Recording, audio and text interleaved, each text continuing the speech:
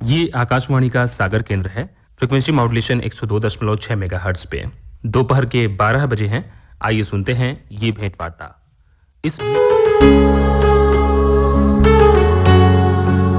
इस भेंट वार्ता का विषय है संकट के दौर में मानव सेवा।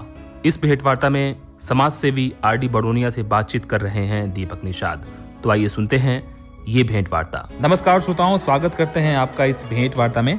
आज की इस भेंट वार्ता में हमने बहुत खास विषय रखा हुआ है और इस विषय पर बात करने के लिए जो मेहमान हमारे साथ आज जुड़े हुए हैं वो भी बेहद खास हैं। आप हैं आरडी बड़ोनिया साहब, स्वयंसेवी हैं, सामाजिक कार्यकर्ता हैं और आज के संक्रमण काल में, कोरोना के संकट के दौर में मानवता की सेवा के लिए आगे आए हैं।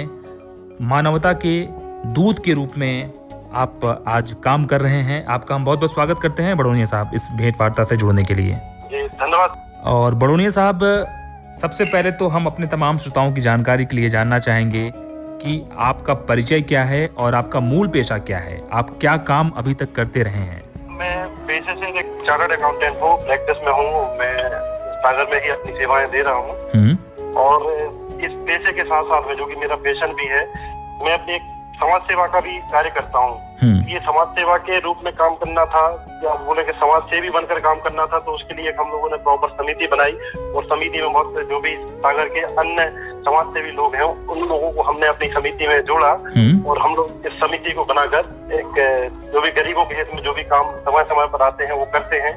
और जो समिति बनाई है वो मुख्य रूप से गरीबों के लिए ही है और गरीबों की हम लोग अंतिम संस्कार निःशुल्क करते हैं और शव यात्रा वाहन बनाकर शव यात्रा की सुविधा मुहैया करा के कार्य करते हैं। जी, बहुत अच्छी बात है। आपने अपने पेशे के बारे में बताया और अपने पैशन के बारे में भी बताया कि समाज सेवा करना आपका पैशन है और आप अपने पैशन के लिए काम करते हैं, गरीबों की मदद करते हैं, असहाय मजलूमों की मदद करते हैं। बड़ोनिया साहब, आज के दौर में खासकर हम बात करना चाहें, बहुत ज़रूरत है, बहुत आवश्यकता है आप जैसे सामाजिक कार्यकर्ताओं की, वॉलंटियर्स की, स्वयंसेवियों की जो सामने आए और आज के आपदा की स्थिति में लोगों के लिए एक मिसाल बने, लोगों के लिए एक सहारा बने। तो आपसे हम जानना चाहेंगे कि इस लॉकडाउन की पूरी स्थिति में जब से पूर्ण रूप से तालाबंदी हुई है, आपकी संस्था द्वारा क्या आप वही अभी तक योगदान करते आ रहे हैं जो पहले कर रहे थे, या इस संकट को देखते हुए आपने अपने स्ट्रेटजी को, अपने कार्य योजना को बदला और दूसरी चीजों में भी आप लोगों की मदद कर रहे हैं? सर, हम लोगों ने जो समिति का गठन किया था उसका मुख्य कार्य अंतिम संस्कार और शव यात्रा वाहन प्रदान करना ही उसका मुख्य कार्य था।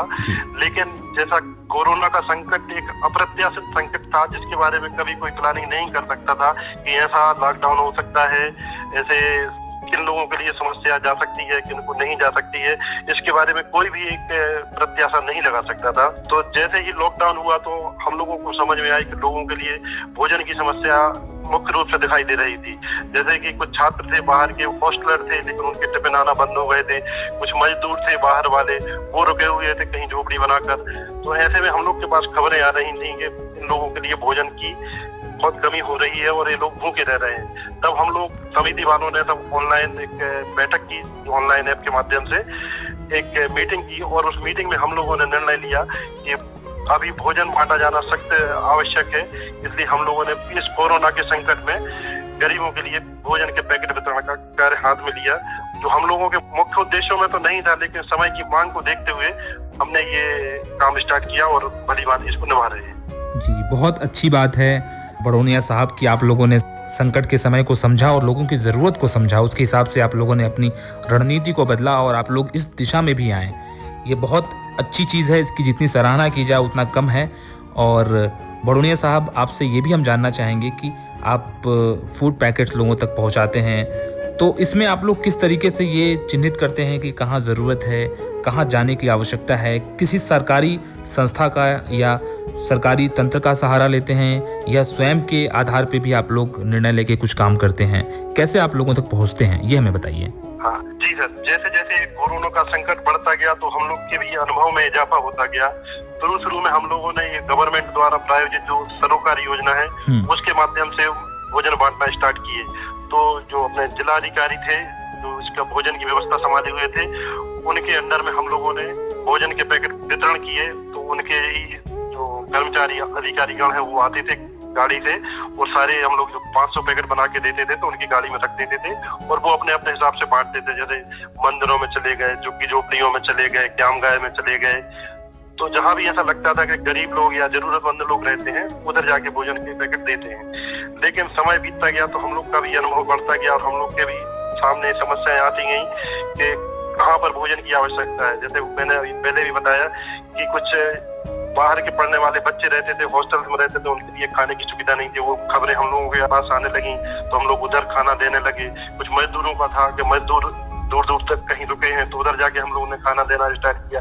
इस बीच में सरकारी तंत्र को या प्रशासन को तो हम लोगों ने भोजन देना जारी ही रखा। और इसी प्रकार पर चूंकि लोगों को मालूम चला कि ये हम लोग की समिति भी एक भोजन वितरण का कार्य कर रही है, तो हम लोग के पास व्यक्तिगत फोन आने लगे, तो उन फोन के माध्यम से हम लोग अपना भोजन का वितरण करने लगे। लेकिन इसी बीच में हम लोगों को ये बात मालूम चली कि पुलिस कंट्रोल रूम में बहुत लोगों के फोन जा रहे हैं कि उनके लिए भोजन की आवश्यकता है। तो पुलिस कंट्रोल रूम में श्री चौहान साहब ने हम लोगों से संपर्क किया, उधर चौहान साहब इंचार्ज हैं। तो हम लोगों ने फिर ये जो 100 डायल गाड़ी है होती है, पुलिस की होती है, 100 डायल जो भी गाड़ी है शहर की, उसमें हम लोगों ने भोजन के पैकेट रखना प्रारंभ किए ताकि अलग अलग भिन्न भिन्न क्षेत्रों में भोजन की व्यवस्थाएं की जा सके। तो हम लोग का बहुत अच्छा अनुभव यही रहा कि पुलिस वालों के लिए जो दी, तो पुलिस वालों के माध्यम से कई बार ऐसे लोगों के पास भोजन के पैकेट पहुंचे जिन्होंने 4 दिन से खाना नहीं खाया था। जब मालूम चला कि लोगों 4 दिन से भूखे थे, उनके पास भोजन नहीं पहुंच रहा था, तो हम लोगों को बड़ा दुख हुआ और साथ में अच्छा भी लगा कि चलो हम लोग इससे कोरोना की संकट की घड़ी में हम लोग ये भोजन वितरण का कार्य कर रहे हैं और जरूरतमंदों तक इसकी उपयोगिता पहुंच रही है। जी बड़ोनिया साहब, बहुत अच्छी बात है कि मानवता के लिए बहुत पुण्य का काम आप और आपकी समिति कर रही है और सरकारी तंत्र के साथ साथ डायल 100 और स्वयं के आधार पे भी आप लोग अपने अनुभव के हिसाब से लोगों को फूड पैकेट्स, खाद्य सामग्री वितरित कर रहे हैं लगातार। इसमें बड़ोनिया साहब आपसे ये जानना चाहेंगे कि जब से आप लोगों ने ये काम शुरू किया है तब से आपके अनुभव के आधार पे आप लोगों ने कितनी रसद सामग्री या कितने फूड पैकेट्स औसतन एक दिन में आप लोग वितरण कर देते हैं? हम लोगों ने जो कलेक्शन इकट्ठा किया था, हमारे जो समिति के मेंबर्स थे, तो उस हिसाब से हम लोगों ने प्रतिदिन 500 पैकेट के हिसाब से हिसाब बनाया था कि 500 पैकेट देना है और अभी भी वो 500 पैकेट का वितरण प्रतिदिन के हिसाब से जारी है और हम लोग इतनी संख्या में भोजन के पैकेट दे रहे हैं। तो अभी ठीक भी लगता है और आगे खुला भी है ऑप्शन, हम लोग विकल्प खोल के रखे हैं कि अधिक आवश्यकता होगी तो और भी हम लोग संख्या बढ़ा देंगे और यदि कम करना पड़ेगा तो इसके अकॉर्डिंग काम करेंगे। क्योंकि हम लोगों का मानना है कि हो सकता है लॉकडाउन लंबा खींचे, तो उस हिसाब से हम लोग तैयार हैं ताकि जैसी जैसी समाज को जरूरत होगी वैसे वैसे हम लोग समाज की आवश्यकताओं को पूरी करने के लिए तत्पर हैं। जी, कोई भूखा ना सोए, ये लक्ष्य है आपका, बहुत बड़ी बात है ये बड़ोनिया साहब। और लगातार आवश्यकता के अनुरूप आप लोग अपनी दिशा को भी बदलते हैं और लोगों तक खाद्य सामग्री पहुंचे, यही आपका आखिरी मकसद है। कोई भूखा ना सोए, ये आपका मकसद है। बड़ोनिया साहब, इसमें आपसे ये जानना चाहेंगे कि क्या आप लोग जो ये खाद्य सामग्री वितरित करते हैं इसमें नए नए लोग भी जुड़ते जाते हैं या कुछ खास जगहों पे कुछ खास लोग हैं, चिन्हित हैं, इनको तो आप ये मान के चलते हैं कि प्रतिदिन इनकी आवश्यकता है तो वहाँ तो आपको देना ही देना है, उसके साथ और भी लोग उसमें जुड़ते जाते हैं जिनकी मांग है? हाँ जी, आपने सही प्रश्न पूछा सर। लगभग 50% लोग हैं वो फिक्स हो गए हैं कि इधर इधर देना है जी। 50% के केस में क्या अलग अलग डिमांड आती है कि इधर आवश्यकता है, इधर आवश्यकता है, क्या फोन आते हैं, हम लोग समिति के मेंबर्स के पास फोन आते हैं, उसके अकॉर्डिंग हम लोग फिर कुछ हमारे समिति के कार्यकर्ता है उनके माध्यम से भोजन भेजते हैं और डायल 100 के माध्यम से तो भोजन के पैकेट जा ही रहे हैं। इस प्रकार से खाने के पैकेट पहुंच रहे हैं। आप लोगों की अपनी निजी गाड़ियां भी होती हैं जो मूव करती हैं, जो परिक्रमा करती रहती हैं फूड पैकेट बांटने के लिए, खाद्य सामग्री बांटने के लिए? जी बिल्कुल सर, हम लोग के पास भी जो व्यक्तिगत गाड़ी है उनसे ही बांटते हैं। पुलिस की गाड़ियों में तो बांट ही रहे हैं और बाकी जो हमारे समिति के कार्यकर्ता लोग हैं हम लोग अलग अलग गाड़ियों में जाके भोजन देते हैं। ये वितरण का कार्य क्या दिन भर चलता रहता है या कि सुबह शाम खाने के टाइम पे ही आप बांटने का काम करते हैं? नहीं सर, सुबह और शाम ही करते हैं, दिन भर नहीं करते हैं। हाँ, कई बार प्रॉब्लम होती है जैसे 4 बजे फोन आ जाए, जबकि 4 बजे तक भोजन बढ़ चुका होता है, तो फिर हम लोग कुछ पैकेट बचा के रखते हैं कि कोई बहुत ज्यादा जरूरतमंद होगा तो फिर उसके लिए अलग से जाते हैं। लेकिन चूंकि अब समाज सेवा है तो परेशान होना पड़ता है, लेकिन करते हैं ताकि उससे मन को सुकून मिले। जी, भले ही परेशानी हो लेकिन इससे मन को सुकून मिलता है, शांति मिलती है, अच्छा लगता है, इसलिए करते हैं आप। बहुत बड़ी बात है बड़ोनिया साहब। जो लोग भी आपको सुन रहे हैं निश्चित रूप से वो भी प्रेरित हो रहे होंगे, जो सक्षम है उन्हें करना चाहिए। जी जी बिल्कुल करना चाहिए। और बड़ोनिया साहब, इसमें एक बात ये भी आती है कि आप लोग रोज इतने सारे फूड पैकेट्स को बांट रहे हैं, इतनी सारी खाद्य सामग्री जरूरतमंदों तक पहुंचा रहे हैं, तो बात आती है फंड की, फंड रेजिंग की। पैसा आप कैसे इकट्ठा करते हैं? क्या आपको बाहर से भी लोगों की मदद मिलती है, जो लोग देखते हैं कि आप अच्छा काम कर रहे हैं, लोग खुद से आगे आके आपसे बोलते हैं कि हम भी कुछ करना चाहते हैं आपके साथ, ऐसा कुछ है? या आप लोग अपने बंदोबस्त से कुछ काम करते हैं? इसके बारे में हमें कुछ बताइए, ताकि जो लोग आपसे जुड़ना चाहें या खुद के आधार पर कुछ करना चाहें, उन्हें भी एक रास्ता दिखे कि वो कैसे कर सकते हैं। हमारा सर इसमें क्या, हम लोगों ने जो समिति बनाई है उसमें बहुत अच्छे समाज सेवी लोग जुड़े हैं। तो जो पहली आवश्यकता समझ में आई थी कि कोरोना के संकट में ये भोजन के पैकेट वितरण करना है, तो हम लोगों ने एक अनुमान लगाया था कि इतना पैसा खर्च होगा। तो हम लोग जो समिति का मुख्य फंड था, जो गरीबों के अंतिम संस्कार के लिए सामग्री के लिए हम लोग जो खर्च उठाते हैं, उस खर्च को बिना छेड़े हुए हम लोगों ने नया कलेक्शन किया। और हम सदस्यों के टच में दूसरे लोग भी थे, उन लोगों से भी निवेदन किया कि भाई हम लोग अपन लोग सब ये सब कार्य करते हैं, ये जरूरत पड़ेगी क्योंकि ये बहुत बड़ा संकट है। तो दूसरे लोगों को भी जोड़ा, कुछ उनसे भी मदद ली, और मुख्य रूप से हमारे जो समिति के सदस्य हैं सब लोगों ने कलेक्शन किया और भली भांति इस खर्च को उठा के हम लोग ये कार्य कर रहे हैं।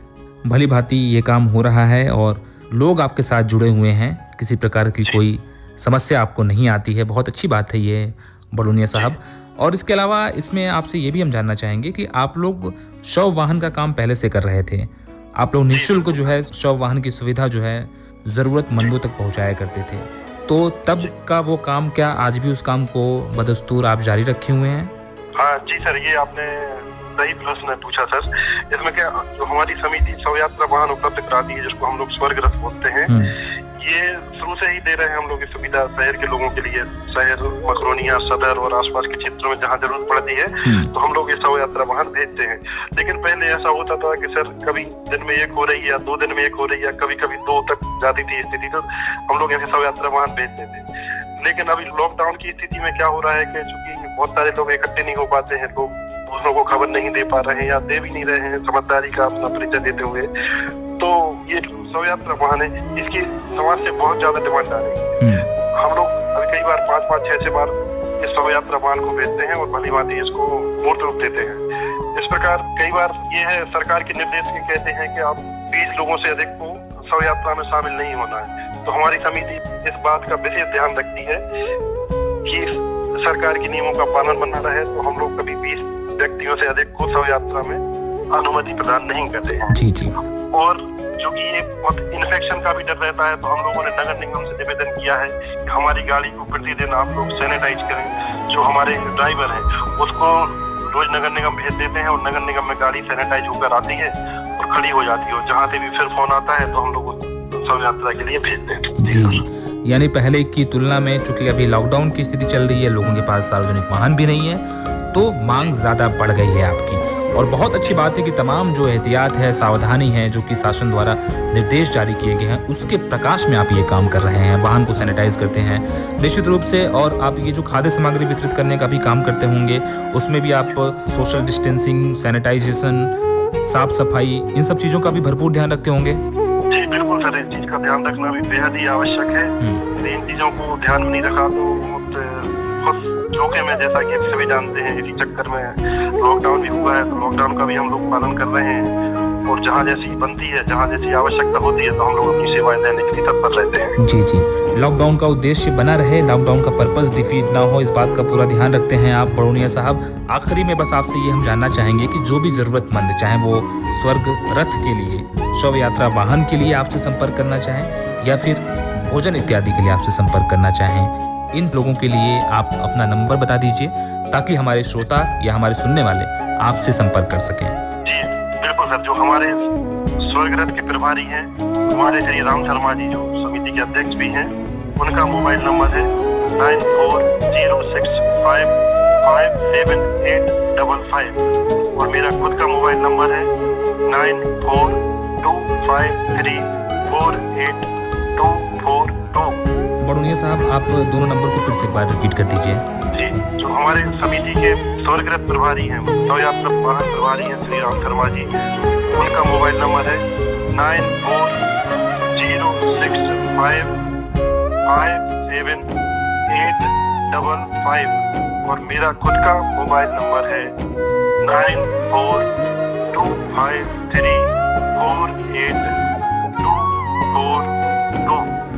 जी, बड़ोनिया साहब, बहुत बहुत शुक्रिया अदा करना चाहते हैं कि आप इस संकट की घड़ी में लगातार व्यस्त हैं, लगातार लोगों की सेवा में आप और आपकी टीम लगी हुई है, फिर भी आपने हमारे लिए वक्त निकाला, आपने आकाशवाणी के श्रोताओं के लिए वक्त निकाला, आपने हमसे बात की। निश्चित रूप से आपका ये जो काम है एक मिसाल है और तमाम लोगों के लिए प्रेरणा का काम बनेगा और हम सब मिलकर के ये सुनिश्चित करें कि कोई भूखा पेट ना सोए तो बड़े आसानी से ये संकट का दौर कट जाएगा। जी जी बिल्कुल सर, हम सभी तत्पर हैं और यही चाहते हैं कि संकट का दौर जल्दी ही कट जाए और जो भी मदद बने समाज के लिए करें, क्योंकि हम लोग का मानना है जब समाज से कुछ ले रहे हैं, पैसा लेते हैं, कमाते हैं, तो समाज को देना भी जरूरी है, तो हम लोग को भी समाज को लौटाने का कार्य कर रहे हैं। जी, बहुत अच्छी सोच है आपकी ये कि समाज ने हमें सब कुछ दिया है, समाज ने हमारा नाम बनाया है, समाज से हम कमा रहे हैं, खा रहे हैं, तो समाज को वापस करना भी हमारी जिम्मेदारी है। ये दायित्व बोध का समय है और दायित्व निभाने का समय है। बहुत बहुत शुक्रिया आपका आर डी बरूनिया साहब, बहुत अच्छे विचार हैं आपके, बहुत अच्छा लगा आपसे बातचीत करके। आकाशवाणी के श्रोताओं के लिए वक्त निकालने के लिए बहुत बहुत शुक्रिया आपका। जी सर, धन्यवाद।